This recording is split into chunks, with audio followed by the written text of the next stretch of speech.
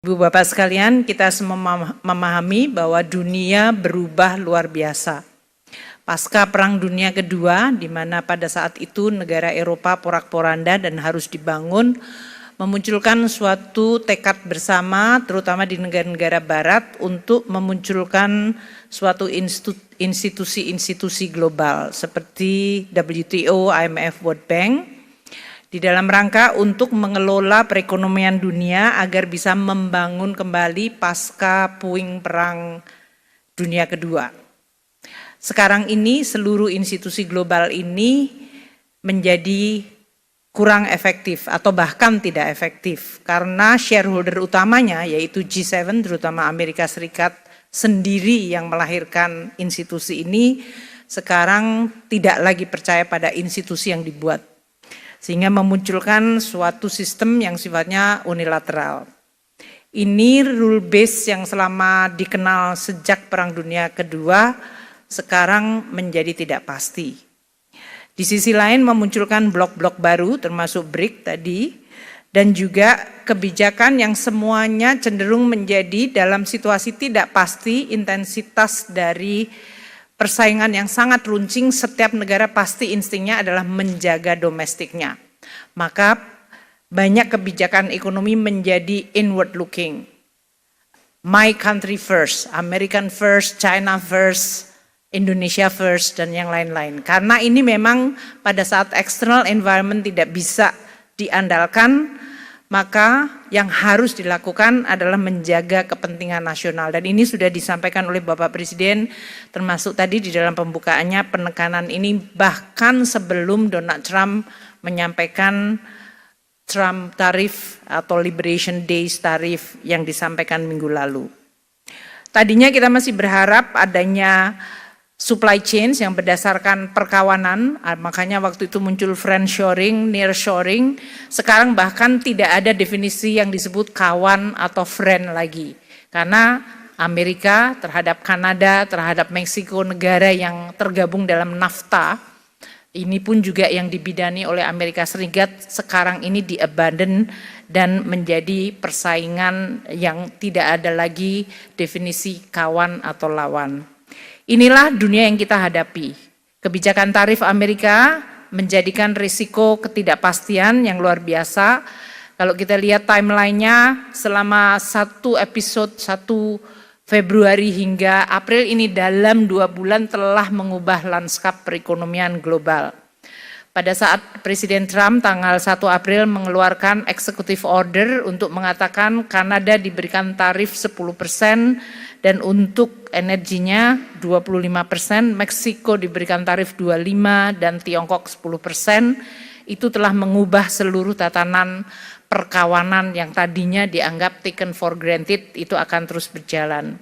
Sejalan dengan waktu muncul kemudian retaliasi atau respons dan ancaman tambahan untuk produk tertentu seperti baja dan aluminium. Kemudian muncul executive order yang baru tanggal 4 Maret persis sebulan yang lalu untuk menambah untuk Tiongkok 20% dan Kanada melakukan retaliasi.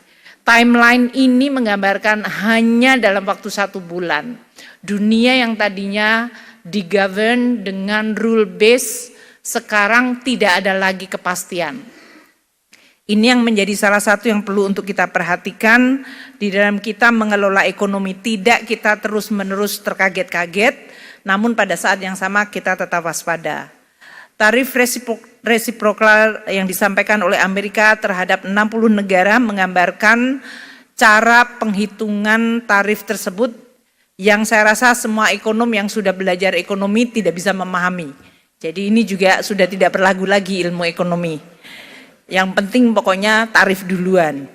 Karena tujuannya adalah menutup defisit. Tidak ada ilmu ekonominya di situ. Menutup defisit itu artinya saya tidak ingin tergantung atau beli kepada orang lain lebih banyak dari apa yang saya bisa jual kepada orang lain.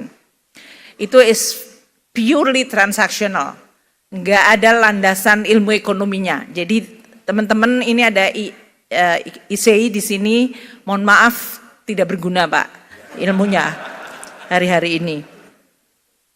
Nah oleh karena itu Karena ini adalah pragmatis, sebetulnya pada saat kita semua dilantik oleh Presiden Prabowo, kita diberikan pembekalan, dan pembekalan itu menjadi sangat relevan.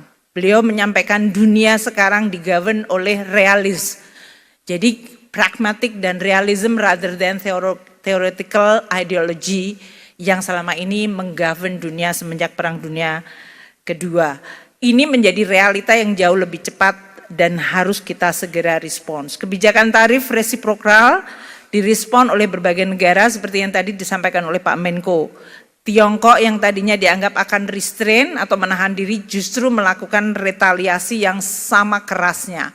Dan ini menimbulkan suatu eskalasi, makanya pemburukan di pasar uang dalam 2 hari terakhir ini karena respons kedua sesudah RRT menyampaikan retaliasi. Sesudah RRT menyampaikan retaliasi, Presiden Trump dengan Twitter mengatakan saya akan menaikkan lagi tarifnya menjadi 50%. So ini adalah eskalasi yang belum berakhir dan karena ini sudah menyangkut presiden dengan presiden, biasanya akan sangat sulit untuk face savingnya. Jadi ini adalah situasi yang harus kita hadapi secara sangat open-minded, pragmatik, dan pada saat yang sama kita harus agile, harus cepat.